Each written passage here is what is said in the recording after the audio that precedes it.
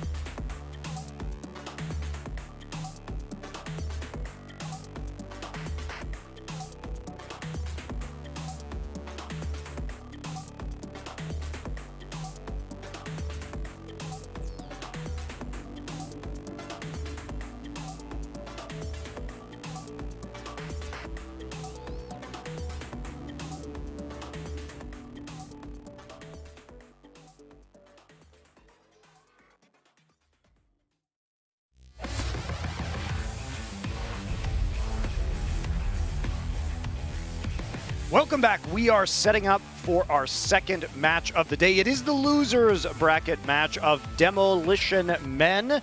And of course, the kings of the demos themselves, forZe, will be playing up against MIBR's brand new roster. Now, both of these teams have so far lost to Big to end up in this losers bracket, as we can take a look here. forZe with the 2-1 win over Envy, heading into an 0-2 defeat to Big in the upper bracket. MIBR falling to Big in the first round before defeating Envy and then advancing to the match that you are about to watch right now. Envy, of course, still in this tournament by grace of being our top-seeded fourth-place team, and they will still be alive and playing in our last chance qualifiers on Sunday, as will the loser of this match. If you are just tuning in, no one will be eliminated today. However, the winner will automatically make it to our Flashpoint playoffs and will play one final match in order to determine the first or second place seeding. So joining me now are Thorin and Alan. Welcome to our second match. Thank you. I know from speaking to the other analysts, actually, we are all very split actually about who's going to win this game. There's definitely people betting each way, so I'll be taking MIBR in this one. And I don't know about you, Duncan. You going for MIBR as well? No, I went for forZe. I think that the split in this one is like potential versus like the known quantity. So forZe is very much the known quantity. You know exactly which maps they're going to be good on. You know where their strengths should lie. You basically even know where their weaknesses are. MIBR, they've just shown flashes of potentially being actually a good team even in this tournament. Could even do something in the playoffs. Then again, I've seen moments like some of the maps against Big where they look very average actually. So for me, it's more a factor of what MIBR shows up for this one. Well, let's start with the known quantity then, as we take a look at some of forZe's plays so far here at Flashpoint 2. This is a team that came through and qualified via our qualifier system, so they are not a partner team, nor were they invited. They battled their way into our $1 million tournament. Jerry, their IGL, we heard from with Freya just before the break. Who is the most impressive player to watch out for on this roster, do you think, Alan? I think the most impressive individual in this team is Jerry. I think he's really a character. If you hear him in interviews, he says a lot of great things. He says he likes the way Astralis plays, he likes some of the aspects of MIBR. But I think watching Jerry throughout this tournament and coming into this, he's still going through the growing pains of an up-and-coming in-game leader. He's got to do the trial and error phase, what works, what doesn't, figuring out his style of cooling. I really hope at this sort of tournament where he gets exposure to teams like Big that are really phenomenal. We can see so many aspects of their play that he can build up his skills as an in-game leader and really take forZe to that next level. Now, I'm curious about your take, Thorin. Potter had a very hot take in our last match, which is that she thinks that Exipower is the best offer we have at Flashpoint 2. No way. He's not even the best AWPer for a whole map when you watch him play. Acor, I think, would probably be near the top of that list. I'm trying to think, who else would he put in there? Searsen's up there. At times, JW can do it. I would say KiNK is probably a pretty good shout as well. He's probably the one that goes under the radar because people keep thinking he's the IGL now. If he wants to swap all the time, he could be the best in this tournament. So I don't think Exipower's on that level personally. Like, he's good against this level of competition. Maybe in this match he can do well, but actually, if they both, here's a prediction, if they both AWP a lot in this game, KiNK will be the better AWPer. Yeah, I think with Exipower, I think the aspect that might draw people to him is he's quite a flashy player. He goes for some really quite aggressive openings and gets some really crazy frags, but for a player like him, it's kind of the mid-round decision-making, the late-round decision-making, where he really needs to build up. And it's not surprising, he hasn't got that much experience at this sort of level. So for a casual fan, you might see, the crazy picks and think, Exipower, he's incredible, he can get all these frags, but he doesn't have the depth of other players in the tournament like Sersen or even KiNK. Well, moving on to MIBR. These guys we don't have a lot of tape on just yet, only participated in a couple of tournaments so far. They have been built around KiNK, staying on this MIBR roster from the last iteration, and he has been the defining star thus far. I really like this team, actually. I like how they're going through this kind of rebuilding phase of the team. I think quite clearly the old core of players, the Fur, the Fall, and the Taco, that was kind of spent its course. It wasn't really going anywhere. And I do like the direction kind of overall this new team is going in. They're trying out new ideas, giving KiNK all the space on both sides. He can do whatever he likes.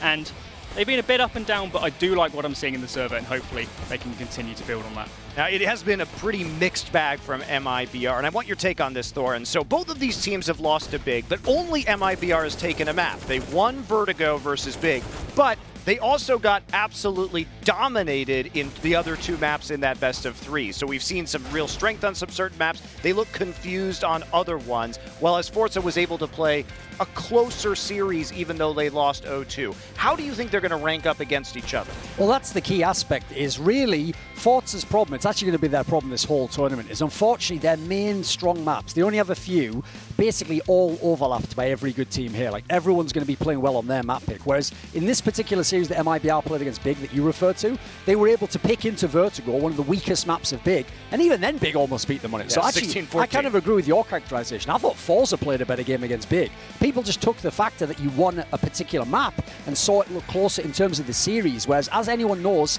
anyone who saw IEM Sydney 2018 knows this, you can have a 3-0 and a best of 5 that's way closer than a 5-game series. Like, it's about how closely you contested them, not how many maps you won. Yeah, and it was a 16-14 win on that Vertigo, and the other ones, they only got 2 wins on, or 2 round wins on, so it's 2-16 in both of the other maps in that series. So it was a really, I think, difficult, grindy affair in the map they won. Here's a quote by KNG. Believe it! The magic happens.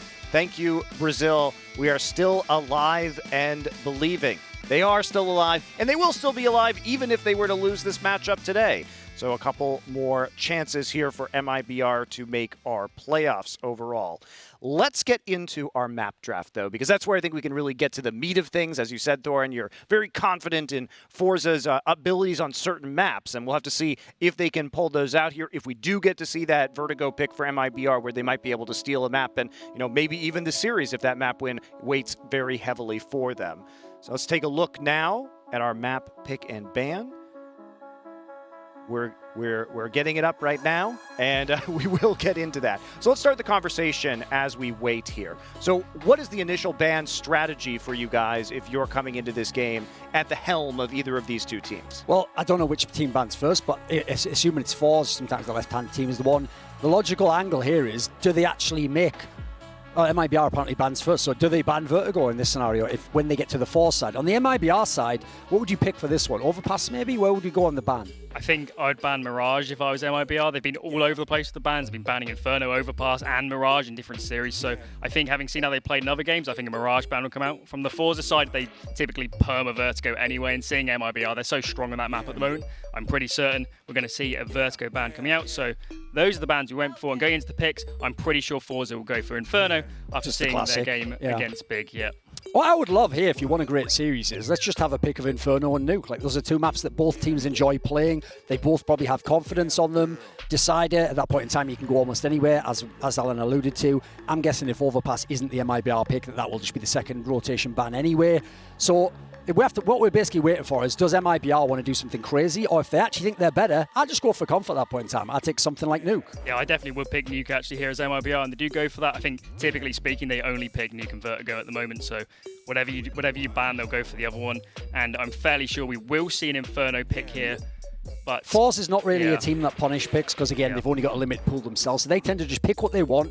Fair enough, in their style, they're somewhat like Fury in that sense, actually, that MIBR will know very well. Is that they think their style just works. They don't really care about the opponent, so they're going to pick what they like and just try and be comfortable and run what they want. So we get the pretty obvious pick there. Now, I would just guess in terms of what's left at this point in time, it just feels like something like Train would be where we end up at this point in time, maybe Dust 2, because the point is, like, I just don't see, like, what do you think, for example, MIBR wants to take out now? I think MIBR is going to ban Dust 2. I think they had a really rough time there versus Big, and they'll take that out. And I think forZe Then we get to Train. And I think forZe will ban Train and put it onto Overpass, actually. I've watched forZe a few times on Train. They don't like it so much. I don't think MIBR are incredible on it either, but I'm expecting this one to go to Overpass. Neither of these teams have played Train so far in Flashpoint.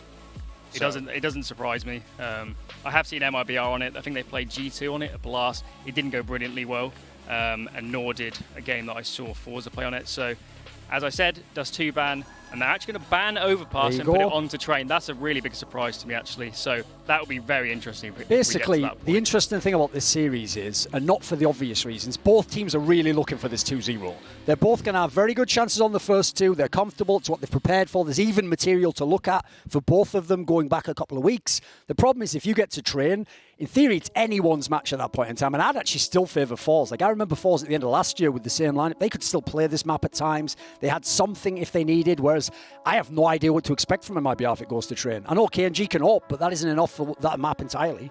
On train specifically, they actually had a really interesting game. I think it was against G2 where if it was only a 3-12 T-side they had, but it was really one of the best 3-12 T-sides I've ever seen. They're really throwing the whole kitchen sink at it. They're trying everything, whereas some other teams will get slower, they'll default more. They were just throwing everything at it, getting more aggressive, more contact heavy, and if it goes that far, I hope we see that sort of T-side again from MIBR. Well, let's take a look. Yumi right now is going to stand by with our telestrator to show us some of the forZe strategies that we've seen so far on Inferno.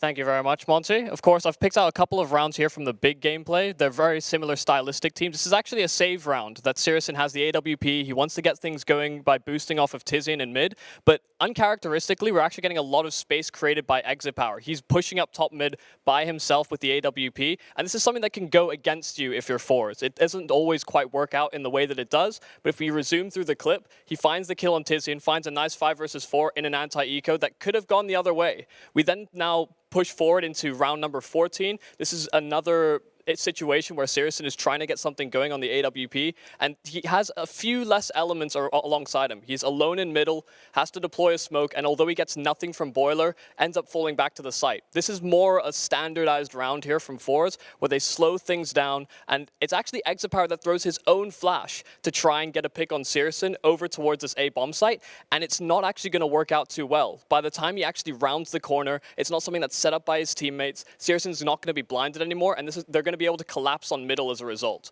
I think this kind of shows just the amount of space and freedom that Exit Power has on the AWP, and it's as well part of the reason why they really prioritize getting the AWP in his hands so frequently, because he can take these risks where forZe may just win the round off the back of it or potentially lose. So I think it can be a bit of a double-edged sword, could be a bit of a weakness coming in, but it just depends on whether MIBR will be able to punish. What their research has been here. Thank you, Yumi, very much for taking a look at that round. Now that we know the maps, everything is in place.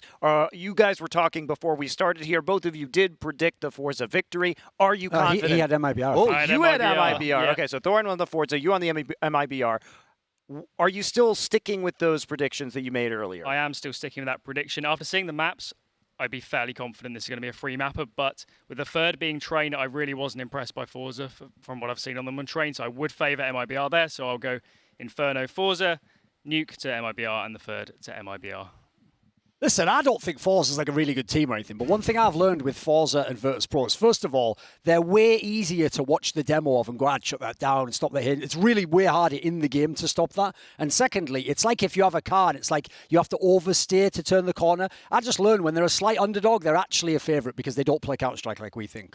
That's fair enough. That's fair enough. They do have the surprise factor much of the time. Let's take a look at a couple of our players to watch here before we jump into this next game. It will be KNG, who's had some monster games so far for MIBR, being the leader and the veteran on this roster, and Jerry, the IGL, coming in on the side of forZe that you pointed out earlier, Alan, is your player to watch here.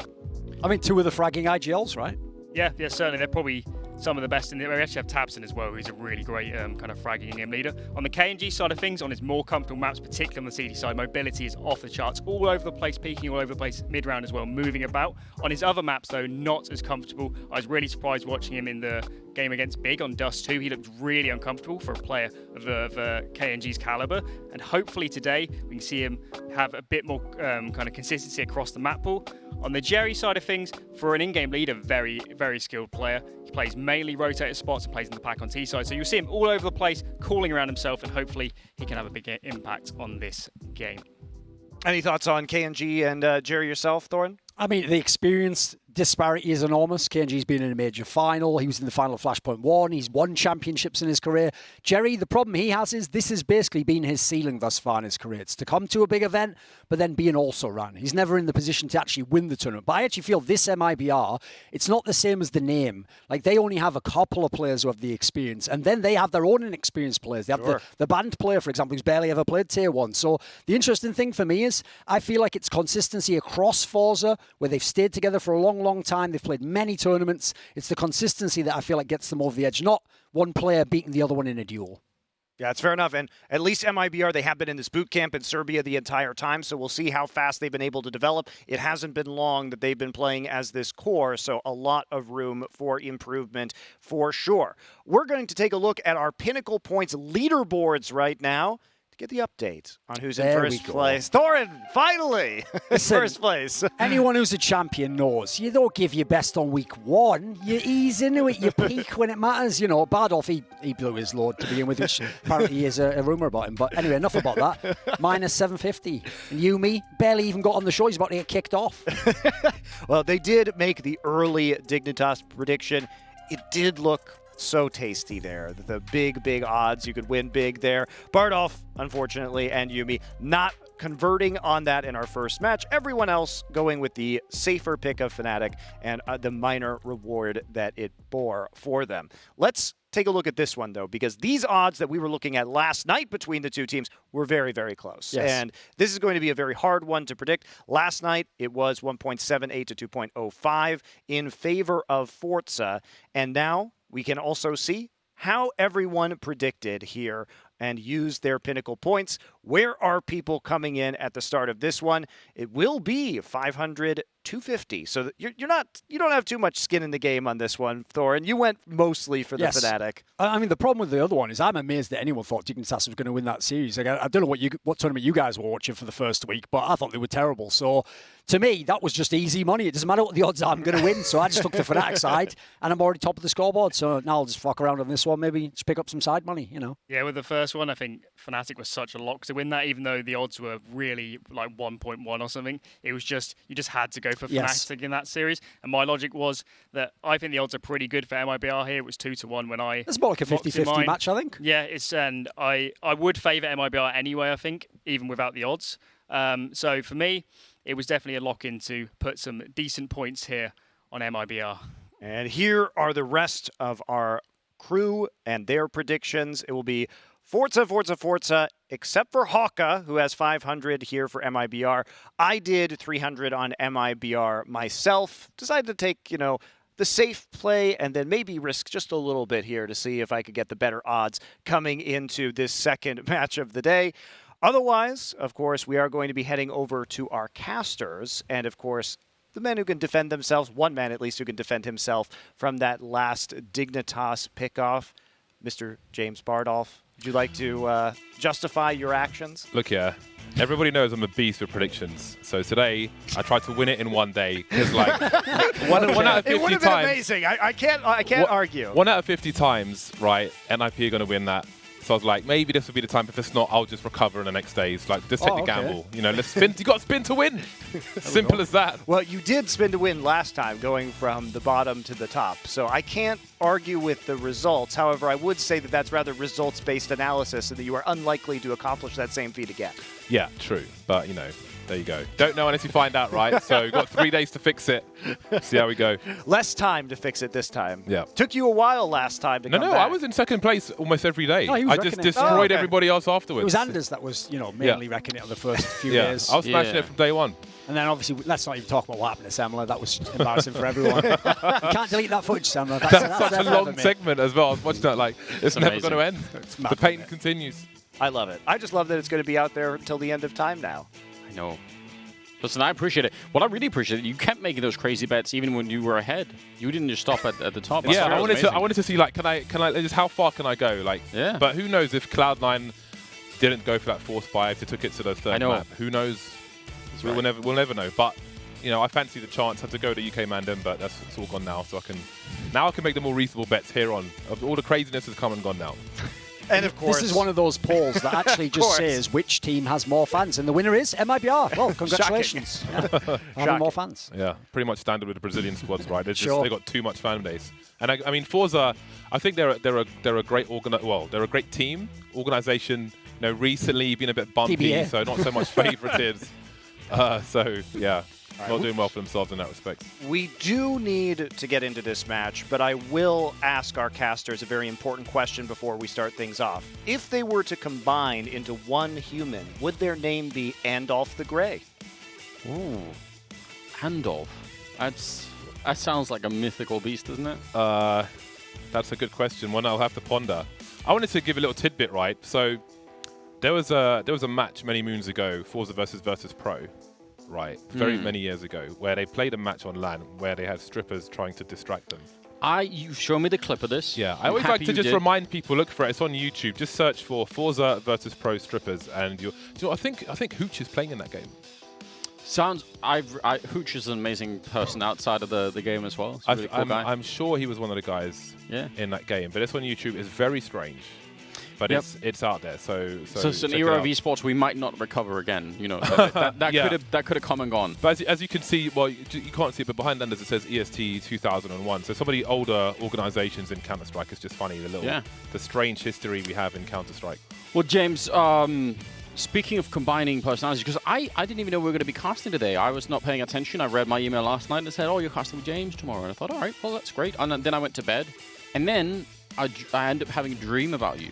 Oh, right. Yeah, you said this, but you didn't say what it was. All right, what was this dream? Dare I ask? It was a dream in which I was essentially sort of your agent in some way. And I was trying to broker a deal between you and Dolph Lundgren to make a bar together. So it was going to be like Bar Dolph, you know, like it was like a fusion. You know, I love Dolph Lundgren. I'm all about that. He's amazing, isn't he? Yeah, he's great. I thought it was like an incredible collaboration, and it was really hard to like all the details of like how that, you know, who's like, it was very complicated, but he's actually, I think just Ivan Drago is one of my favorite characters ever. He's just like, just the image of him, he's such a beast. I know. And when he's like, if he dies, he dies. One of my orbs is called that.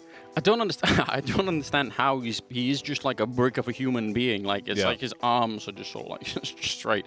Yeah. So, but so apparently it had some sort of an impression on me anyway. Strange dream. You were dreaming about Bard off. I went to bed like 11:30. I woke up at 2:30. Well, you do this a lot, don't you? Yeah. So what happened? So at this point, do you just accept the fact that you're now awake? Yeah. And just say, well, here we go. This is it. Is this what it is? Yeah. Right. Yeah. Yeah, is this when you come up with your predictions, by the way? Is that how that works? To, more or less, yeah. I didn't sleep at all the night before. I was awake the entire night, so we can have that as an excuse as well. I'm trying to find a way to fix it before it will lead to Alzheimer's. But there we go. Well, I always said, if push comes to shove, I'll just go out by drone strike. Join the militia somewhere and just wait until the Americans take me out. If things get a bit too rough and the brain starts to deteriorate, I'll just go out by drone strike. No problem. Listen, sleep deterioration can make people do strange things, so why not? Why not go that direction? I've already offered like tons of help with I've got many things. James, I bet you do. Help, so. But you got a suitcase full of stuff. Yeah. You open it, it's just like a gold gleam from the inside. You just do. Every airport trip is amazing. You're saying, hold on. Why have you just got all this stuff in your We've got this collection of plants. What's happening? Mr. Blue. Well, what the hell was that? There's a tiny dog in the background. Look! Oh. Is that a dog or a rat? I don't know. We'll have to slow it down. Apparently it's a kitten. It looks like a baby Way Mariner or something. And is that a little toy for it? Is it like it can like pull it around or something like that? Just scooting around in the background. Cats like to sleep on keyboards. Or just be anywhere that's in the way. So if he's got a little kitten just bouncing around, then that could lead to some interesting scenarios. That could. I have noticed this about cats. I've never really had cats myself, but I've noticed that they like being in the way. In these online eras. We've had look at it. That's a dog. That's not a cat. It is a cat. That's a dog. Oh no, is it one of those cats with no hair? It might be, yes. Yeah, respect to the replay crew. That's really it's well like done. it is a cat, yeah. Going fast, it's like, is it like a flying sausage? Is it a dog? What is it? Is it a rat? A giant rat? It's a bat that can't fly for some reason. Yeah. You guys should send us we should do like, I like to do like, people should tweet in like how they're watching at home and what kind of pets they have. Send pictures. We should do like a collaboration and show them during the break or something. What pet would you have if it wouldn't be a cat or a dog, though? If you had to pick something exotic that was like, outside of something that would be interesting at parties. People are like, I don't know what people ask this at parties. I like owls a lot. Owls? Yeah. I was on a trip once, actually, up north, and just saw this owl at night, just on some little road, just flying around. And it's not normal. I don't I'm from London. I don't normally see owls and stuff. But I would get an owl, for sure. All right. Could take it to a party. It might kill the other person's pet. That's a good point. Yeah. And that will definitely spark up conversation. That's a good trick, right? It is. That's a real party trick. Okay, well, we're in the game now. forZe versus MIBR. It's a best of 3 here at Flashpoint, and it's going to be forZe starting on the CT side, MIBR on the T side. Already throwing out a bit of noise towards the B bomb side, but they're going to diverge directly in towards the ramp room, and they're going to keep going. At least Leo will. A lot of speed behind it. They just keep running. Extra Power will take down one, but they know where he is, and they're going to hunt him down. So a pretty quick trade, and there's no stopping this, is there? The MIBR, they're all in on this strategy. Yeah, that's really good position for them. KNG somehow catches Almazer off guard. Nobody thinking about the hut angle. They've got the high ground for the time being as the bomb is planted for Heaven. Look as it's been popped, but the hut area will be defended and lobby by KNG. And now we're post-plant. No defuse kit on the remaining 3 players. You can see FaceCrack creeping. KNG going for a tight angle. You can see there's a 2-man setup. Nice pop from VSM. Now they can play a bait setup because only VSM, I believe, has been spotted. You can see him jiggling there as Jerry makes his way around the corner. But again, it's a 10-second defuse. 2-on-2 now. How on earth can they possibly win this with the Heaven player still alive? VSM makes it a 2 versus 1 as Jerry really has not much option. And he's ready for the last one, VSM. A 4K from him in the pistol round. A very quick take of Heaven from MIBR. And caught forZe sleeping as they made their way through hut. That worked out so well, especially considering how early on they actually did get sort of found out in that. I mean, as soon as they ran into extra power right here, at least forZe know what's coming. But KNG, the fact that he's lurking back here, just, I mean, you could tell how hard they had, like, had a really hard time adapting to it, even if they knew what was coming. So that was real interesting. Well, first round goes their way. Now, the second round, of course, these days, it's just one. Do we have stats on that yet? How many second rounds are won throughout Flashpoint? It's got to be a lot of them. Yeah, we can certainly check it out. What I like to see is that forZe have dropped Power and a scout, but he hasn't gone for the full force by himself. He's got 1,500 in the hole, which means he'll have the AWP in their buy round should they lose this round, which I always like to see with the snipers. It can be map dependent, but I think this is an important one. Don't want to be trying to hold outside, for example, with less than an AWP. No, I agree. It's actually something we see sometimes, don't we, even with teams that have those really powerful snipers, is that, you know, they lure themselves into a situation where suddenly they don't get them until the 7th or 8th round or something like that. Yeah, and it just leads to a bad half, ultimately. 3 Deagles remain in the hands of forZe. One of my favorite teams to watch. I really enjoy them. I think they know how much I love them as well. Had some conversations with them briefly. Well, I mean, they've been playing a lot this year, haven't they? So they've got a particular style that they seem to really enjoy, and I mean, I definitely think they're playing a pretty well put together kind of Counter-Strike. Although, so I don't know. Sometimes it does feel like they're leaving a little bit. I don't know what to say up to chance, but it can get a bit risky when they end up running down the clock too low, can't it? But definitely exciting. Yeah, certainly can. 45 seconds as the bomb's planted on this occasion. And I guess if Power and Jerry can stay alive, Power can drop a Desert Eagle to somebody else, so at least 3 players can try to offer something in the coming round. So MIBR, the last game we saw of them on Nuke, on the T side, they failed every wall of smoke outside. So it's quite clear that someone forgot how to throw a smoke, which was a bad look. But again, it's a relatively new team.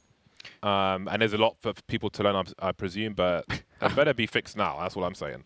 I won't lie, James. If there's a smoke you're going to forget about, probably don't make it the outside smoke one.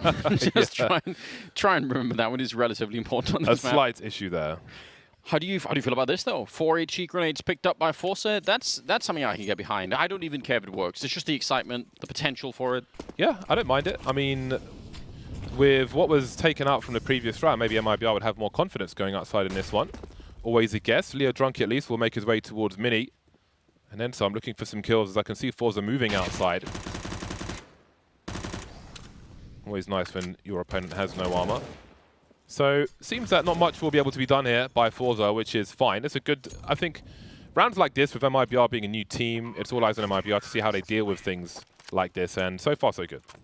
Yeah, they've done a fine job. The HEs really did nothing at all, so they were kind of in the wrong position. As you pointed out earlier, Extra Power able to pick up the AWP here in the 4th round. That's going to be nice to see. That'll make a real difference here. See where he's going to end up going with it. But yeah, it is a huge tool, really, no matter what. So Good to see that they're able to do that right away. They do not currently have a defuse kit picked up either, so kind of banking on the fact that there's not going to be a bomb plant. I mean, fair play, but always worth thinking about early in the round when if that ends up going the other way.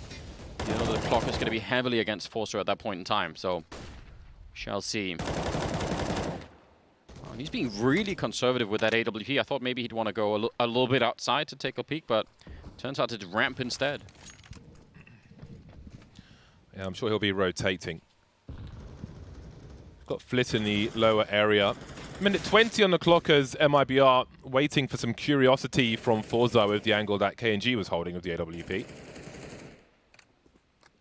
Now, if you look at the utility for MIBR, they have quite a lot, although forZe still have 3 smokes and 2 incendiaries, so they're not doing too shabby themselves, because we know that MIBR are just waiting for a certain time on the clock here. If you're wondering why Leo's facing the wall, he's looking for a pop flash play. It seems there'll be an execute into the A-bomb site. Yeah, we'll see if they follow through with it again. I mean, you can sometimes run straight ramp, but I'm kind of interested. I'm impressed that forZe have managed to hold on to this much utility this late in the round, given that they didn't start with that much. So we'll see if that's going to make a real difference here. FaZe crack 1 big kill. It's going to be pretty good, but Mesa still goes down. And now some trouble. Jerry nearly dropping through the smoke. And that's the problem, though, for Exapower up here. If he just takes one wrong step here, he's going to get shot right in the face. So the bomb is going to be planted. And I don't know if he can actually swing for this either. They do have some grenades, but this is going to be a very, very tricky retake. 3-on-3. Yeah, that smoke is really going to waste some time. Flit's the man with utility for the most part. Not sure if he's in position to throw it. Jerry could maybe isolate with the smoke he has, run distraction somewhat, but with 5 HP, don't know if they really want to go for this. Looks like they may be conceding as they fall away from the high ground. And again, they can buy around what they have rather than throw it away and be facing eco territory. Playing around with the guns. I still remember the days where some T players would pick up the Silencer M4 on the T side when they had an opportunity. Never see it anymore. And it looks like it will be the hero AWP in the next round as 2 of the final 3 players are lost late on. MIBR with a clean sheet at present. VSM 8-0, not too shabby. TRK's just here for the sandwiches. Yeah, apparently. Wow. No, you're right. There was a real moment where that M4A1 was sort of a go-to gun for half the scene, or maybe more than that. Yeah. Not so much anymore. I always remember jolly old Existence would like to pick it up. Oh, yeah. Those really... there were some days there, but I don't know. I've never been on that. I've never really enjoyed it too much. I need the extra bullets, James, is what I'm trying to say. Yeah, it's the fire rate, which is I feel like the larger problem. I had a conversation with Elige about this and some other people in that. One of the issues with the Silencer M4 is that you have it equipped sometimes and you feel like... you would have won a fight with the M4A4. Z-Power could die here. I was just thinking about that. KiNK has a superior angle, but he's left him on 20 HP. He's got some inbox spam. Not quite going to make it there. And Z-Power refuses to lose that duel. I think forZe were considering a push in Hut here.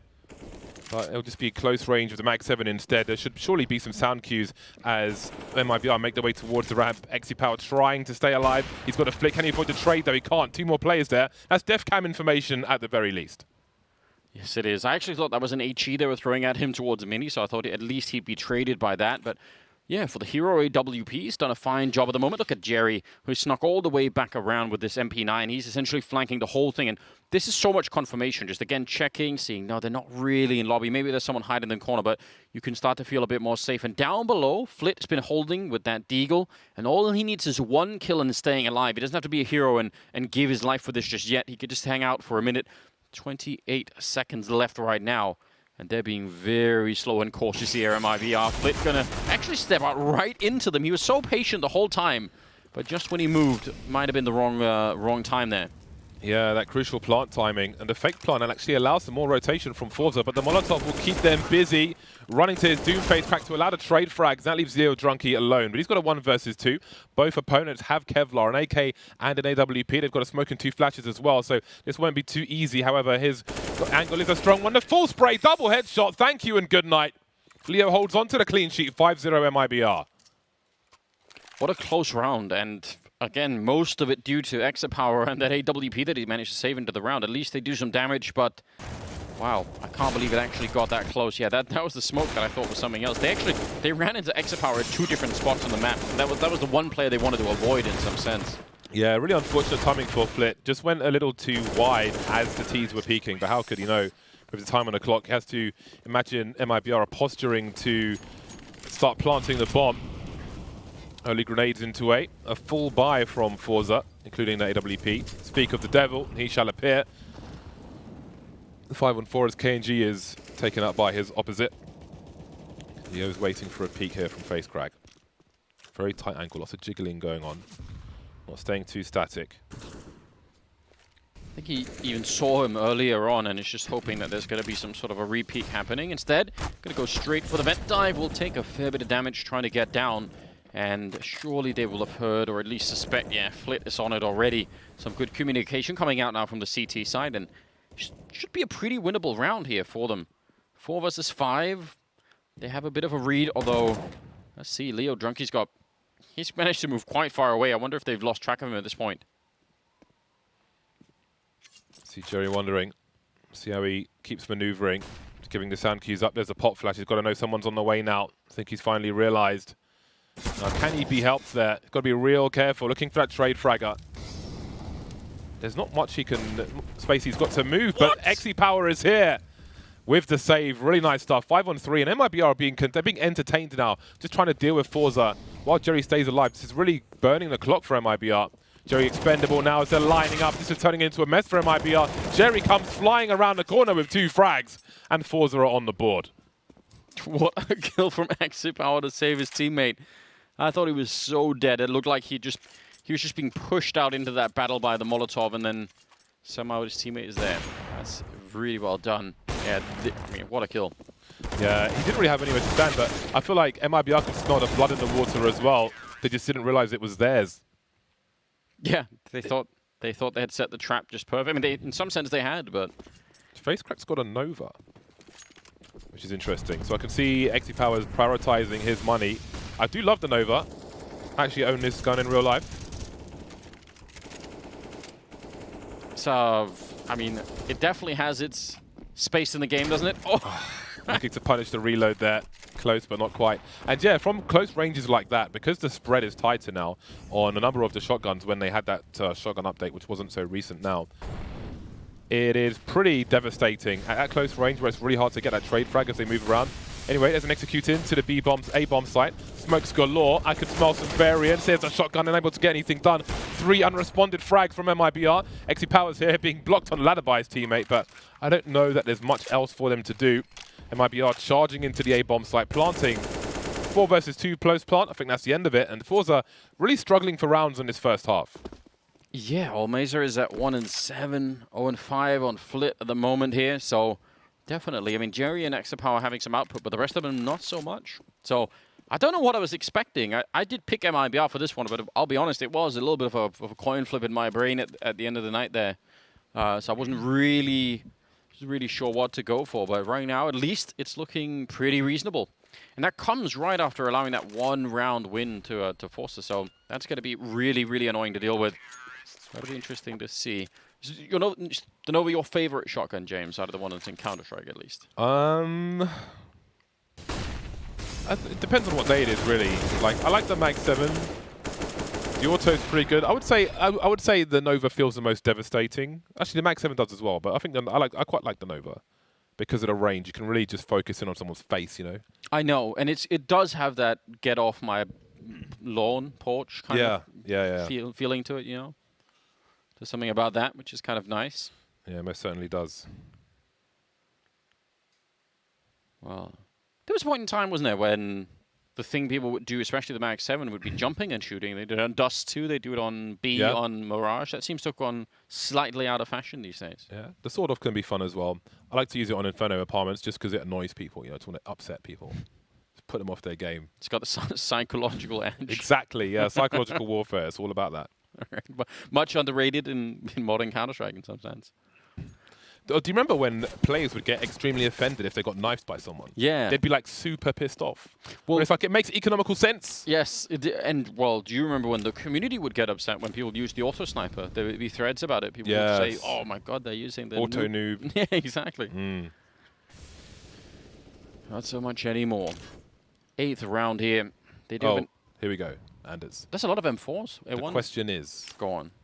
They've been holding these for so long. I'm wondering if the coach is just going to check the lineups before they deploy them. Can they land them properly? It looks like, oh, we've all hit them. Marvelous. Welcome back to Counter-Strike MIBR, because that was really rough to watch repeatedly. Meanwhile, look at XE Power. It's like, oh, cool, you got smokes outside. Just going to take your lobby. 3 unresponded frags in favor of forZe, and this is what they need. MIBR just getting deleted across the map, leaving Lucas in hell in many different ways. Yeah, but the smokes were good. Yes, so that's the important thing. They successfully delivered the smokes on Nuke. Do you want to believe they had one of those like rulers that can do angles as well, and they put it on the monitor? Just the protractor. Yeah, exactly. Get a protractor out. Just to make sure. But I was saying, like, Team Liquid's old office in Santa Monica, they had a gaming room in there, which they never used because they're always traveling. But basically, above every one station, the coach had a screen share. So he could show you a line. They could just be offline on the server and be like, no, this is how you do it. He could fix that quickly. Whereas MIBR, they failed to smoke every single round. So that facility was quite nice. Now, obviously, we have got to the stage where, I mean, people used to do this a lot with Mirage. There's some sense to it, but unfortunately, it does also serve as like a permanent excuse. What if they failed it intentionally, James? I did ask that question, but Every it wasn't. It was like, because, you know, sometimes you don't know what the people are up to. It's like, there's a chance that there's some kind of, but no, it wasn't the case. It really wasn't the case. Especially when it's every round, right? They got blown up. If it's like you have to avoid... did you ever watch The Last Samurai film? I did. Right. You know that at the end there's like the Gatling gun. Oh, yeah. And it's like, you need to put the smokes up to avoid the Gatling gun. If the smokes are up, you're fine. But they fail and just get trounced by the Gatling gun every round. That's what it was like. It's like you really needed to land that smoke. There was just no... They definitely needed to land them. Oh, man. Well, we saw they successfully landed them, but they just got deleted. But forZe responded to it aggressively. Now the question is, do MIBR have the depth to... Like, will that deter them from doing the same thing again? Surely forZe won't do the same thing. Does it force them to play to forZe's strengths? We'll see. Oh, from the ramp. Yeah, that's going to be... That's amazing. Really annoying, right? Just takes your focus away. Some counter grenades coming out. Actually, we talked about how much forZe were saving their grenades earlier, but look now. They've spent almost everything already, James, and it's 1 minute and 15 seconds. Yeah, no smokes this time. We saw all the smokes around the site in response to those mollies, but you know, MIBR going to Old Faithful. If it's not broken, don't fix it. Give us a reason to stop doing it, say MIBR. And FaceCrack will certainly try to do that as he faces the hut, tries to avoid the flashbangs. But hold on a second. Only one player's made his way in towards the A bomb site. Looks like they'll be heading towards B. Delayed on the ramp, however, and this could buy rotation for forZe. But then they have to also ask what the ultimate intentions are for MIBR, who are actually making their way down the ramp. XE Power, he's seen an arm. Flit is here as well. 40 seconds on the clock. There's time to clean things out, but they don't have all the time in the world here at MIBR. I think they might have been hoping that forZe would push in behind them and sort of go hunting for them immediately. You could see KiNK almost, as soon as they came into ramp, he turned around and was looking for this kind of a fight. But now, there's so little time left. They're going to try and turn around and collapse this. Jerry, though, easily able to pick off VSM. And now they just have to wait. They even know that this next stage in the plan is coming. And I don't know how they get out of this one. KNG spraying. He needed that double kill. 10 seconds on the clock. They're going to be down on the low ground. They actually did take Almaza down. So somehow, it is a 2-on-3. Although only really Lucas has any health. It's going to be very, very tough to win this round for MIBR. Got to be careful about his position because his gun model might block the view of someone coming up the ladder. Misses the spray on Flit. Now TRK with 7 HP in a 1 versus 3 with a Galil. Doesn't have the insta headshot either. From the high ground, Jerry will eventually emerge, and there is a 3rd round on the board from forZe. Some AKs to be collected. They survive with 3 players, which really is the bare minimum in terms of sorting out their own economy. Yes. I do think, though, because forZe in the previous round were so aggressive at pushing lobby, it does make a bit of sense to try and lure them into that kind of a lobby push with going ramp. Yeah. And there are lots of teams that do this, where they just immediately try and go for the flank, and if you call a break. But the problem, I guess, is if you call a break at 40 seconds or something, it's so easy for them to just wait and say, well, fine, we'll give you 10 seconds to see, and then you're just forced into making a choice there. Interesting. forZe with 3 of the last 4 rounds. See if they can string some momentum together. The money is not great for either side at the moment. XC Power secured his AWP money, however. And these Julies are back. We're seeing more Julies. I know, it's awful, isn't it? At least, like, the implementation there is clear that he can just spam bullets at close range really fast and just try to fill you with lead. FaceCrack, though, has a superior angle, also has the bomb now. Resets his position. 3 kills, not too shabby. His teammates can surely clean up. XC Power, oh dear. Well, there's the instant trade. That makes it very expensive, however. KNG just waiting.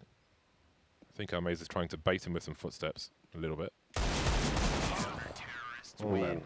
Number 4 for forZe. Yeah. It's a good recovery right now, isn't it? 6-4, starting to look a little bit better. Again, 3 people stay alive, as you pointed out. That is the bare minimum to try and push the economy in the right direction. And everyone has kills now. A lot is starting to look up right here for them. So could have also just been, a bit of a rough start, not really having the economy and getting caught a couple of times. I think 6-4 is starting to look much more reasonable here for forZe. So definitely too early to say anything about what's going to happen at the moment. Oh, I like this. VSM charging in. He needed to look a little bit further. I think he would have maybe had it, but instead they are going to get slaughtered trying to come out of mini. Man, that was based on just, I don't know, less than a second timing or something like that. Yeah, Lucas moving with only the Deagle. So MIBR started to get short there. Didn't really see the player in mini, which allowed a crossfire. FaceCrack's cleaning up, though. Got a fair few frags in the recent rounds on the A bomb sites. And now forZe, question if they're in full control. Maybe for the time being, as MIBR have about $3,000 per person for this round. XC Power doing well, looking good. What's the kitten up to? That's the real question. Yeah, it's gone missing. I'm surprised it's not climbing in those curtains. I know, right? They could do that, right? They are definitely going to get torn to shreds. Absolutely. Jerry, a man, I think at the Berlin Major, he really, I think his personality was exposed to a larger crowd, which I think really converted a lot of people into fans of forZe. They played an interesting style of Counter-Strike, and his interviews were just hilarious every single time. Just a great personality, but I think a great unit forZe as well. I have a Jerry sticker on my M4. I'm a fan. Well, there we go. I can understand why. I really think it's, and plus he's in an interesting position, right? Because the CIS weirdly don't have an overwhelming amount of in-game leaders, right, at the moment that are worth really paying attention to. So that I think is it's a weird position to be in, right? Yeah. We would have said someone like Blade a while ago, but obviously he's taken a step even further back. And I don't know. I mean, Angel's out there somewhere, maybe. Blade's team, called That Team back in the day, actually, was one of the few teams whose executes on like the T side of Nuke were really solid. A bit underrated back in those days, but I think he's. I think he, like, similarly with Threat, are one of the people who would do really well as like a coach for a team and have like a lot to offer. So I'm glad he's still involved. How are you not taking that shot immediately? I mean, surely there's not going to be anyone else here. Oh, there will be. VSM. I'm utterly wrong. I take it all back, James. What a double. Yeah, he's going for the round win there. Good value. FaceCrack. Got to be careful if he swings because there's already a swarm. Oh, makes his way out. Having a look, trying to play around with the smoke. He knows he needs to do something to try and make it winnable for his team. So risks were taken. That will, in fact, close out the round for MIBR, surely. forZe still present, though. Moving together with the trade frags. Now, worst case, they take weapons away from the opponent. Well, that's some failed utility. There is one more flashbang. But do they want to outstay their welcome? Be surprised if they really go for this. Well, surely now that's the lights turned out for Jerry, leaving Armazer alone. They're lining up, though, to transfer. And now you have to wonder, is it on again? Perhaps not. Starting to bounce away. Well, he's got 9 HP, in fairness. If he had more, then who knows?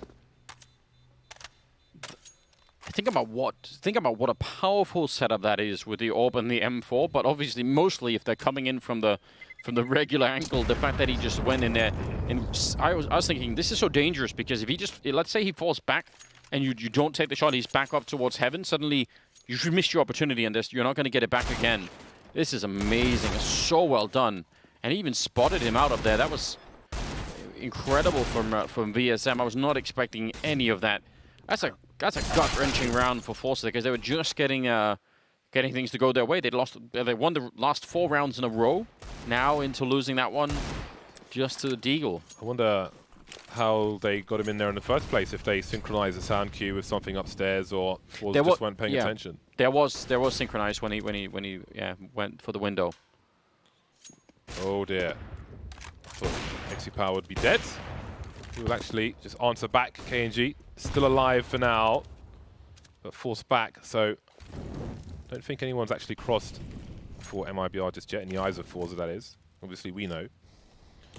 The Krieg is out again, and it's being abused very, very well. We're seeing a resurgence of the Krieg, utilized in certain scenarios. That's a pretty good one. 2 unanswered frags so far, and things get worse for forZe. Yeah, after that leg shot, though, almost wanted XP to try and take the shot through the actual container. Leo going to continue into this round, taking on face Crack and TRK. Hasn't had that much action yet, but he'll try and go for this one. Leo immediately there to try and take him down, and now flip back here. Yeah, I mean, they'd love to try and maybe just go somewhere else. He's going to get 2 quick kills. Surely he can't get 2 more after this. They almost lose Lucas in the middle of it, but it will be another round for MIBR. 8-5. I feel like, James, people forget how thin that container is, that red container out there. On the ramp?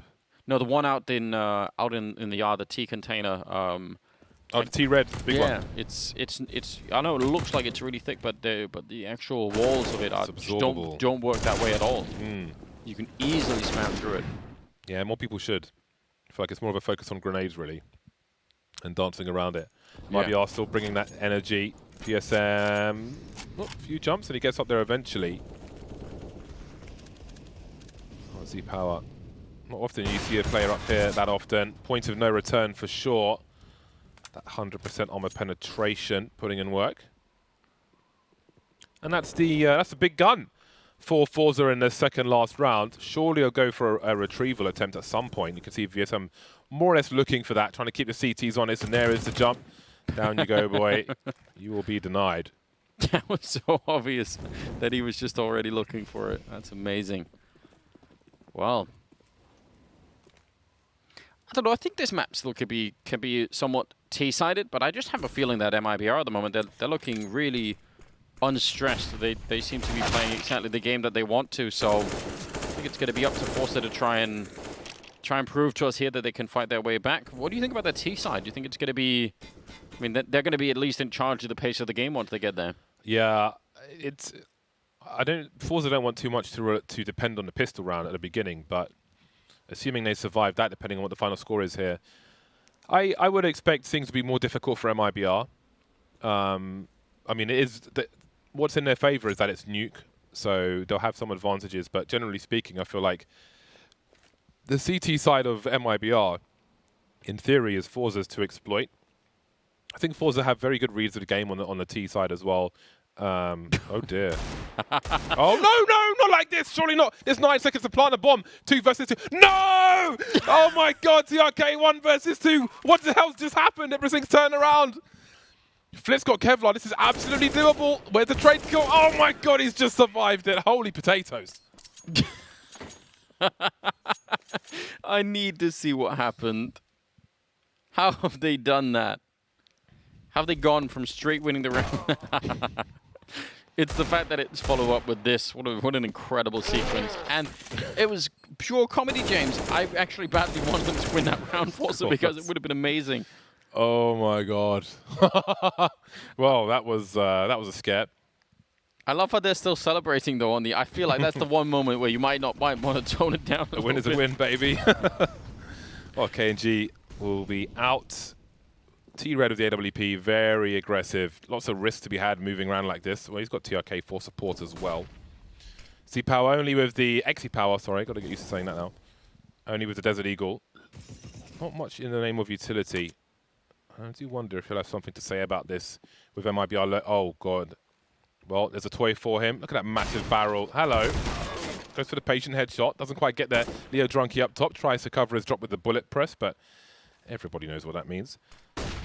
A swing, and this is going to go from bad to worse for MIBR. But this is a really important round for forZe to win. 6-9, not an ideal score, but it would certainly help. You can see Lucas creeping now. Now, how deep does he go to check one angle when he had to check the other one as well? Looking for a trade fragger. TRK swings at the right time. Now it's a 2-on-2. That was really good timing between those peaks. Almeza going to go down as well. He certainly recovered from earlier. 11-12 on him, but not going to be mattering in this round. Flip down here. There's going to be one right on top. 40 seconds, and TRK just holding it. Perhaps roughly equivalent help, but it's going to be a quick headshot. The Molotov down below, and it will be 10-5 in favor of MIBR in that first half with BSM 18-9. What a scoreline that is. Man, that 14th round we're going to have to go revisit at some point. A lot happening in that one, but overall, I'm sure the Brazilians are going to be very excited about how this all turned out. So we'll see if they can continue into the second half. It's coming up after the break.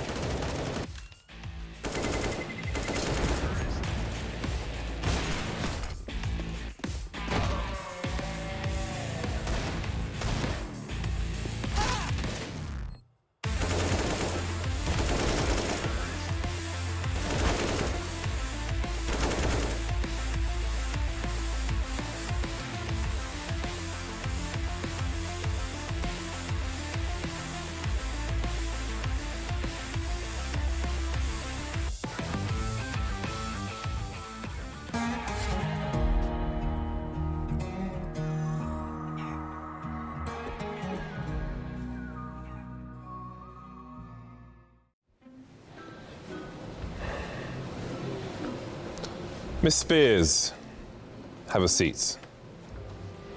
Now, I've been going through things with accounting, and it looks like you've expensed a stripper pole. What the hell's going on? Well, you told us we have to make these analyst segments more appealing to our Zoom audience. No, Freya. Take it down, send it back. But we've already shot the pilot episode, so we could take a look at it.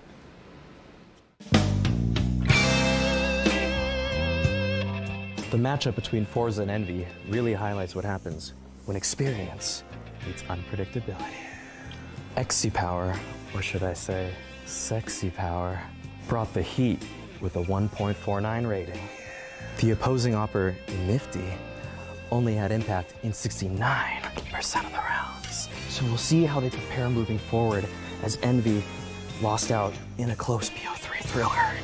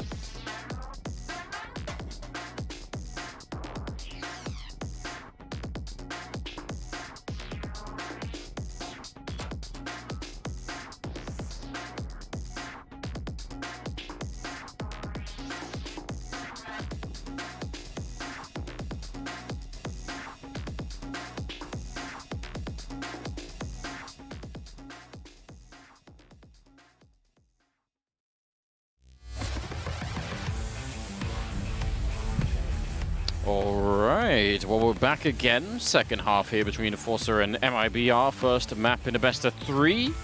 And, well, James, 10-5 in the first half. It's not exactly ideal for forZe, but if they can win the pistol, they can certainly run this back, I reckon. It's not impossible. Yeah, I'm always interested in really like 6-9, 5-10 score lines, because if the people are at the advantage win the pistol, there's so much opportunity to just make it such an uphill struggle. So this would be huge for MIBR if they could take this pistol and not eat the force bite. They will be very active from the ramp position, slowly walking up, and got some players stuck in squeaky now. Oh, this is so weird, isn't it? FaceCrack going to come back in for it. They're actually just completely colliding. It goes in favor of forZe early on.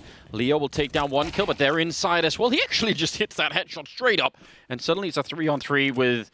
Yeah, the bomb down below. Jerry's looking if anyone's going to try and follow him because his teammates are upstairs. This is such a weird and confusing round for everyone involved right now.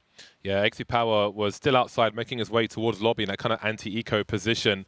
Now Flitz chasing the information, spotted one but taken out by the other one. And that changes things. Better get that bomb planted quickly. But Jerry's still moving up and down in the vents as XP tries to run distraction. Not sure if he's safe or not. Goes for the decon plant. XP looking for the flank. He's spotted a play, but he can't quite get the frag. Oh no! Got to land that bullet. Just about gets there eventually. And back and forth it goes. C.R.A.E now on the site with a smoke and a kit. Oh, this is so worth doing, isn't it? Yeah, he knows where both of them are as well. He's going to go straight for it. Bit of an off angle. Still diffusing inside. That's trying to run through. He's off it finally. Going to get the headshot, but he's got plenty of time to do this again. And XP, he's going to try and see if he can maybe find the angle. A second left, half a second, and he's going to get it.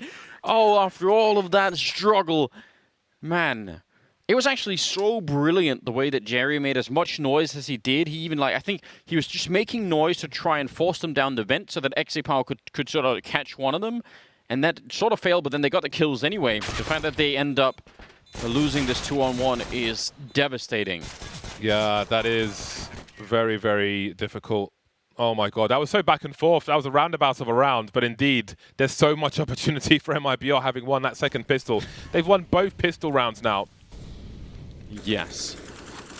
Well, with the bomb plant though, forZe are going to go straight into the buy. Galil, AK, Scout on XP and Flit. Oh, well, XP, that is an angle. Yeah. What's crazy though as well is that if forZe loses force buy, there's a fair chance MIBR get an AK-47. They could upgrade the MP9s and the French gun and get the Galils out instead. So it just compounds their problems moving into the second half. Again, great opportunity for MIBR, but forZe will turn things around once more. Lucas trying to reposition, but there is a rat in Jerry. 4 versus 2 now, and it is collapsing for MIBR. Final 2 players have got to make a play before their site is collapsed on. You can see the bomb needs to be collected, but the heads are being collected by forZe, which leaves MIBR with not much to do. 1 kill, started promising, ended in disaster.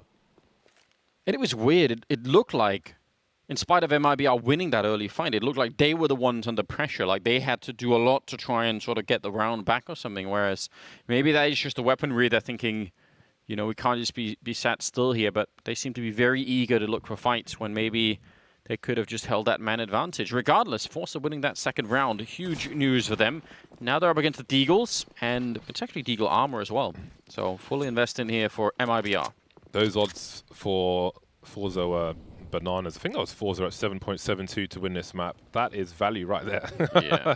I think they've made a terrible mistake underestimating forZe. But that was probably before they just won that round. Could well be, yeah. Because they're in a strong position now with MIBR's loss bonus in the bin. No money. They literally have $150 across the team outside of what they're carrying right now. So now the real test begins for MIBR, because I would presume we're not going to have any crazy craters in this round and it's going to turn up to be close. So again, now forZe have the luxury of being a stronger, more storied team with more depth and strong players, as do MIBR, but forZe have all the other things. And now Nuke really begins. Trade from Face Crack and collects the rifle. 7-11, and it's eco time for MIBR. Yes, it is. And they're building up such a strong economy on that T side really already. So I fully agree. This is it's a real chance for MIBR to run away with it. But the second round has changed everything in this game. So this could definitely go the full distance. We're only in the 19th round about to head into now. So second map would be Inferno, which MIBR, you know, traditionally, and even with this new roster, we haven't seen amazing things of them really.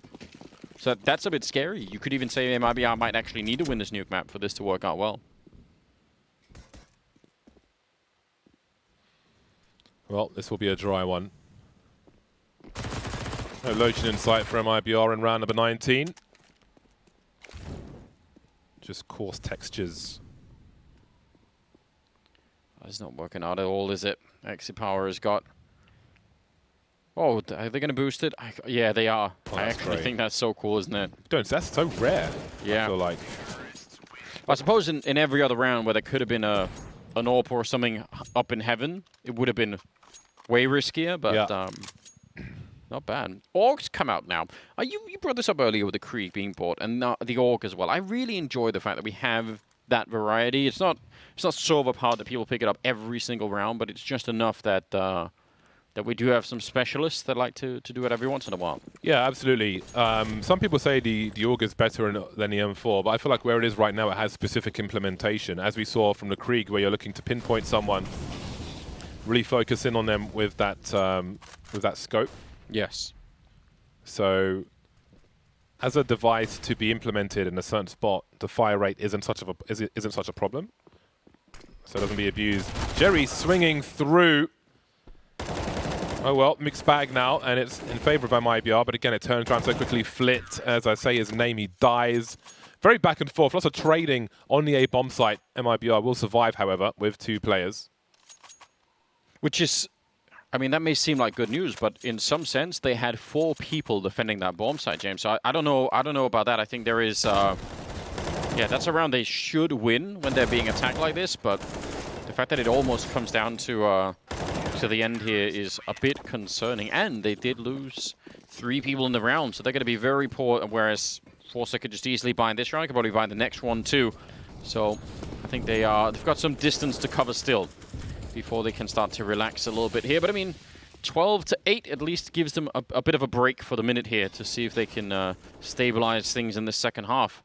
Lucas, yeah, this is a very good read, and he's going to win that fight every single time. Face crack, though, there was no warning there, I think. No grenades, nothing outside. That could have definitely worked out. Aggression in the lobby. Look at them swarming MIBR, collapsing on forZe around the lobby. Now, there's a minute 14 for Flit and XiPower. And he could make their way in towards A from the high ground, although, well, Flit can, potentially. But KiNK's looking for him with a superior angle. That leaves XiPower alone. He went to collect the bomb. Still has time, looking for someone to make a mistake. Not sure if he goes to his doom here. Very difficult spot for him. Oh, that was a very explosive round. You can see those X's on the radar in that lobby area. So XiPower may just stand his ground here. Yeah, just hoping that someone's going to be showing up. I've got to say, I think that's a cool move, because you can actually almost guess what forZe is trying to do when they sneak, was it face crack around that corner out in mini. They know that if they're successful in taking down mini, there's got to be a follow-up, which has got to be sort of Squeak and Hut.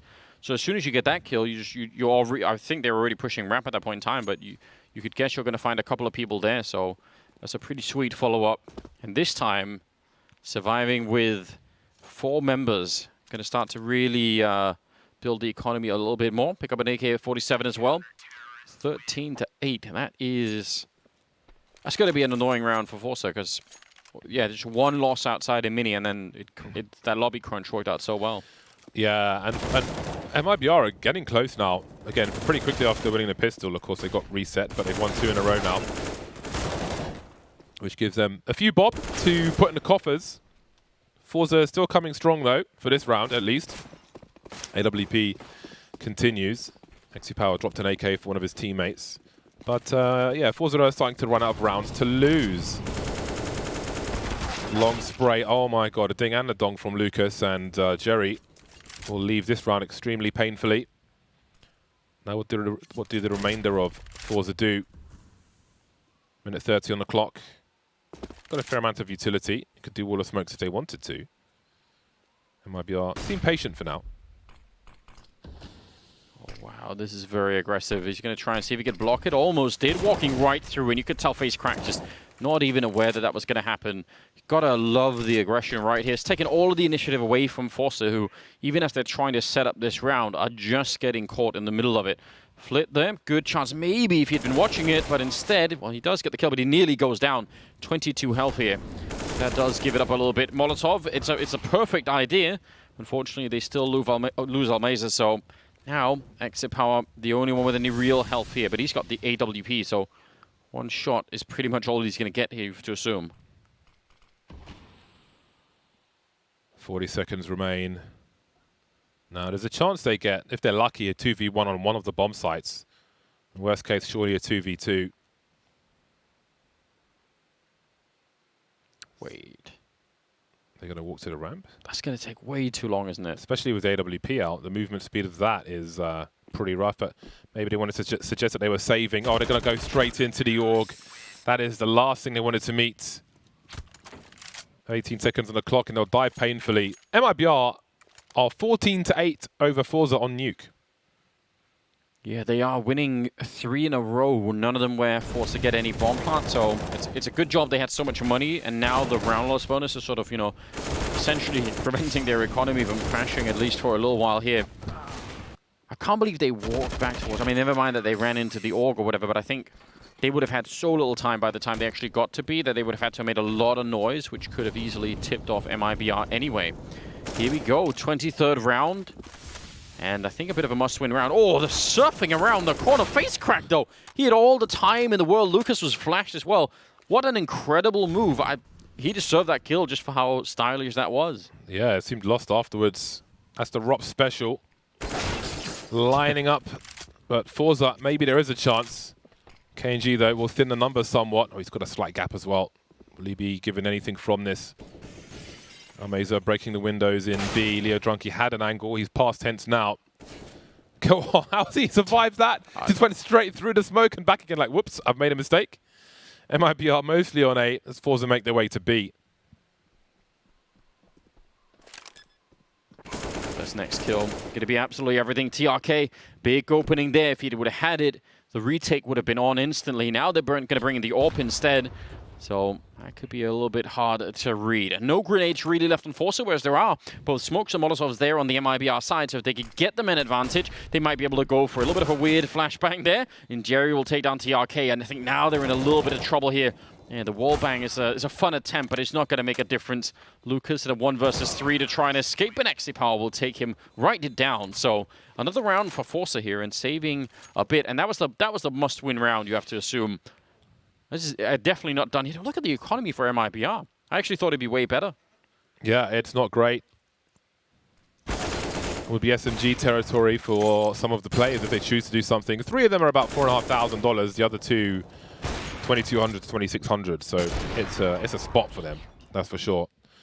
Maybe they could eco for 1 round. We shall see. They've taken a timeout, and I can see that utility is being purchased. So VSM's gone for the CZ75. I remember when at close range, close to medium range, the CZ was better than the FAMAS. I know. Statistically, it's outrageous. Well, I think at close range, even at one point, it would have been better than the M4. Right? Because just the rate of fire is so high. It's been pretty bonkers. I tried to use the 5.7, but I'm no good at it. CZ, you can just point in the chest and hold mouse 1 down. I'm trying to be a better person, Anders. 1 day at a time. I admire that. You're claiming moral superiority for using the 5.7 over the C75. I can get behind that. Maybe we could start a monastery or something, James, where that's what we do. Could give it a go. forZe have got 5 rounds to recover. Oh boy. MIBR really went all in on this one. KiNK with the AWP and no Kevlar. Now he's dead. They did go all in, didn't they? And like, apart from the early utility, like nothing afterwards. This is the kind of buy, isn't it, where you really start to wonder, was it Dignitas that made that strange buy? Cloud9 did it. Oh yeah, Cloud9 did it. When they could have just bought. That's what I was thinking about. They had 1 round to win. Yes. And they chose to have 2 shit buys instead of having 1 much better buy. Now, when that's not quite... I haven't seen that in a long time. No, it was mystifying, wasn't it? Now, that's not quite where we are with this kind of buy for MIBR, obviously, but you've got to be careful that you don't give away too many chances either. TRK, it's a good kill, and just slightly repositioning himself with the help of Lucas, and suddenly it's a 3 versus 4. And yeah, the bomb is going to be going down here. There's no one on the lower part of the map except for forZe at the moment. So we'll see if this retake is going to be doable. They have 1 smoke, James. That's not a lot. Better make good use of it. Pop flashes all over the ramp position. FaceCrack trying to elevate himself, trying to get behind the default, but he can't quite get there. 2 versus 4 now, and Z-Power is alone. This force buy from MIBR looking pretty good at present. XZ-Power's got something to say about it, though. Shotgun mode for him. As TRK close to the door. I saw that one going all kinds of wrong, but they just have too much confidence, and MIBR make it a game point in spectacular fashion. Oh man, I really wanted to believe he could do that. The fact that he went back and checked the vent and just went for it. But closing the door is such an ungentlemanlike move, isn't it? At least could have given him the straight up fight. Well, yeah, you know, if someone's trying to go through the door, you shouldn't close it in their face. Exactly. You know, outside of that, it's good manners, but on this occasion, maybe not. Well then, forZe, they're going to have some money for this buy, but it is most certainly an uphill struggle for them. That really is a surprise moment, isn't it? Kicking open the door and just shooting him right in the face. 15-9. Got a Tech-9 in the mix there for forZe. Are slightly running out of money here at the end of it. They have to win the next 6 rounds straight to try and push this game into overtime. There's not a lot that suggests that they're going to be able to do that right now. Via Sam, a strange off angle down here towards the ramp as well. Sort of a weird all-in, because you can't really get out from this position, but also you could just line up the kills if they come for it. Looks like it's going to be a little bit of a push outside with the bomb as well from forZe, so they're making it here, but already been spotted and tagged. KiNK accepts gravity for what it is, makes his way down. Now, forZe have 2 flashes and a smoke. We saw MIBR on their T side wait and make plays into the A bomb site with the mollies and such, but what of forZe? They've run to the secret position. You can see KiNK holding an angle of a gap of a few pixels. So forZe have taken some position to risky wait. I don't know if the bomb was seen on the radar. 44 seconds remain. KiNK still looking outside. That was a flash from his teammate. James, if this ramp push doesn't work, the other 2 people are just on an island on the other side at 35 seconds left. It's all on this ramp push. Otherwise, they're just not going to be able to do anything. They are moving across on the other side. It's a good kill there, at least. Almeza, he stays alive for another second, but KiNK will take him down. Man, now it's getting really rough. 20 seconds. They're going to go for the bomb plant here, but it's a 4-on-3. And KiNK actually nearly going down. He almost walked into that. That would have been a nice start for them, but the timing, just as he's jumping, XZ-Power turns up. He gets the one, just tries to wallbang him, which you absolutely can do. You can shoot straight through the ceiling here and definitely penetrate that whole floor. So oh my God. It's not out of control yet, is it? 3-on-2. The bomb is ticking away. But it's all on, potentially all on FaceCrack. He's the one with the health. Yeah, XZ-Power going to be going down, and they find him through the smoke. It's TRK to take him down at the end. And that will be 16 rounds on Nuke for MIBR. So that's quite a showing at the beginning of this. Yeah, that's a huge victory for MIBR. Again, just a baby steps for them in their journey with this roster, which might not even be permanent, but we'll see how they go. But so far, so good. Nuke looking much better than last time. Managed to put proper smokes on the outside. You can see XZ-Power towards the end there, just trying to even the numbers with the disadvantages they had, but couldn't quite make the connection. Anyway, it is MIBR taking Nuke the first of the series. Inferno's up next, and that comes after the break.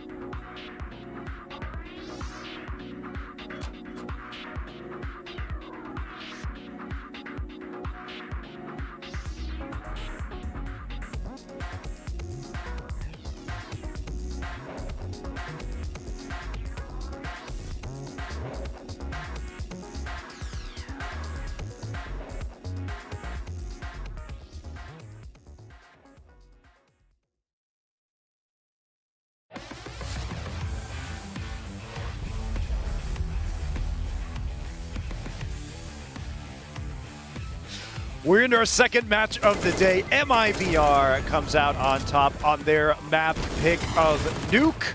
Did look a little bit hairy there potentially at the end. I know, Thorin, you were pretty bullish while we were watching the game about forZe's ability to come back in on their T side, but you were not impressed with their post-plant scenarios. Yeah, I thought actually this was an even closer game than the final score represented. Like, there was moments where forZe had MIBR on the ropes in the second half, even in the first one. If they win the 2v1 that you saw C.R.A.E win at the end there, where a Zeus kill actually set it all up, potentially could have been a totally different second half. This round right here shows the flaw of forZe, because just before that guy, it was a 2v1 for the forZe players, and that smoke could have worked to their advantage, because the first player to run in got the guy off the defuse. But then when he saw him off the defuse, his brain just said, now we can kill him because we got two people. And instead he died, then his teammate had to gamble, is he defusing, is he not? So one of the flaws is this: the strength of forZe is that they don't care what your game plan is or what your setup is, they're going to be aggressive, they're going to pull out, they're very aggressive. But what we need to do is bring in a different Russian icon. We need to bring in Cooler from the Quake days to explain that you got to know when to be aggressive and when not to be aggressive. This would have been a great sight gag, but you know what I've learned with esports producers, just put it on me right afterwards. Yeah, of course. So that's the way it always goes. So similarly, the producer needs to know when to go to the camera and when not to go to the camera. This would be a moment when I'm not saying anything. So basically the issue is, I think forZe need to learn a principle I've often explained in my videos, which is when the bomb goes down, you're now the defensive team. You now actually make them come to you. You use the bomb against them. What they do is when the bomb is down, you saw some of those last couple of rounds there, they still play really aggressive. They do their peaks immediately. They do the logic, which on the lowest level does work, of if I kill the guy, I win the round. It's like, but there's other ways to win the round when you have the bomb down in that scenario. So I feel like what gets them into games, it's also the aspect that punishes them sometimes. Yeah, this whole topic of playing in retakes and afterplants, you see this in every game actually with forZe. They always have issues in these scenarios. They get too individual, they go out alone, they don't play as a team, maybe the comms aren't there. And it just feels to me like somebody needs to be taking control in these situations where players are just playing too individually, and somebody needs to be saying, okay, we're going to play this setup, I'm taking contact, you swing off me. I'm not seeing it enough at the moment, and hopefully they can get on top of this by introducing some kind of measures to help them in these afterplant scenarios. Well, maybe Freya can ask the coach of forZe, LMBT, about these issues that they might be having in some of these post-plants or being overly aggressive after they have the bomb down, as she is going to talk to him right now. I can indeed. I've got LMBT on the line for 60 seconds to be breaking down that first map of Nuke. Thank you so much for taking the time to have a chat with me, LMBT. I do want to touch upon this communications issue that I was speaking to Jerry about earlier. He said that you guys have been working on it as a team. Without some of these issues kind of rearing their head again in this game, because he was saying, you know, the first two games here at Flashpoint 2, he felt like the comms weren't as on point as they could be. I mean, yeah, he is absolutely right. Something is happening to the team as soon as they're joining any official match. It doesn't matter if it's strong opponent, low opponent, medium opponent, average opponent. Communication is just disappearing sometimes, and maybe it's a mental block, I don't know. But yeah, we have this problem right now and we are trying to fix it. And of course, we're going to be going on to the second map of Inferno, which is of course your map pick. So what is your approach going on to this one to be taking it to a third?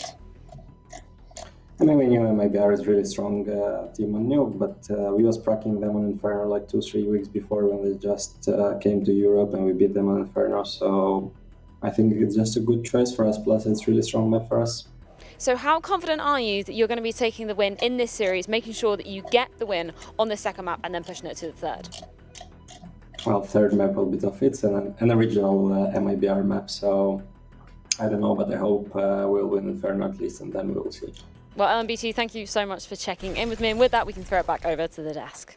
Thank you, LMBT and Freya. Now, Alan, I know you have a couple rounds, 12 and 14, that you'd like to take a look at more in-depth as we examine MIBR's gameplay. They had some really fun stuff going on in these rounds. In both of these rounds, they're both kind of force buys from either team, and these really swung the game. If two of them went for one team, it could have gone one direction.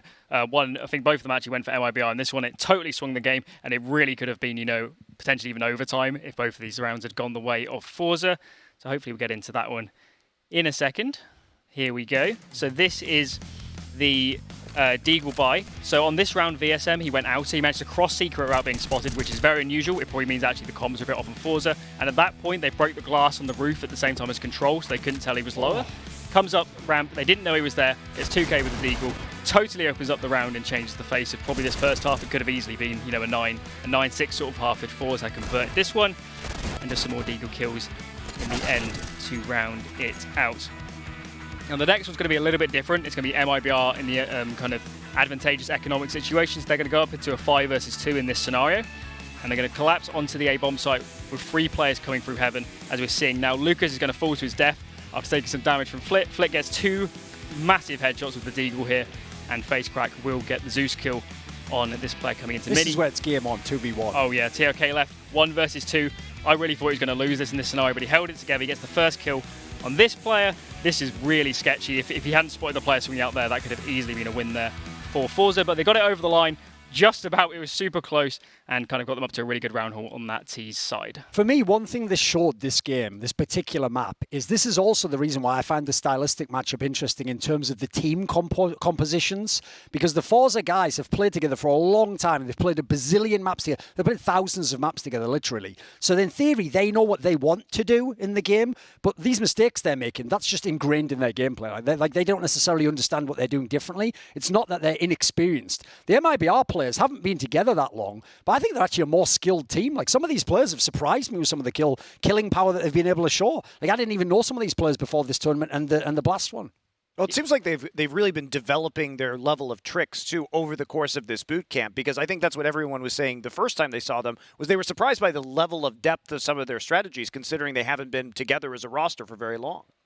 I think the way they play, particularly really on both sides actually, is they're really proactive. They try and take the game to the other team. They go for aggressive plays. They go for slightly odd timings, perhaps. They group up mid-round, particularly on T side, and just force out some map control, just flash and going with numbers. This is really surprising, particularly for some of the top European teams. I bet they haven't really experienced that so much. You actually see it a bit from the kind of the CIS sort of teams, but MIBR, they came in with a really innovative approach. I think I've never really seen a team so new come out so aggressive and really trying to kind of force these contact plays and pops into the sites, and on CT side grouping mid-round and trying to force out map control. So it's a really different approach. I don't think they actually have so much depth as some people think, to be honest, on either side, but because they're playing so proactive, they're taking the game to the other team. It doesn't matter they didn't have so much depth, because they're never being the reactive team so much. They're never having to really make super smart rotates. They need to be the ones getting aggressive and taking that control and putting the other team under pressure.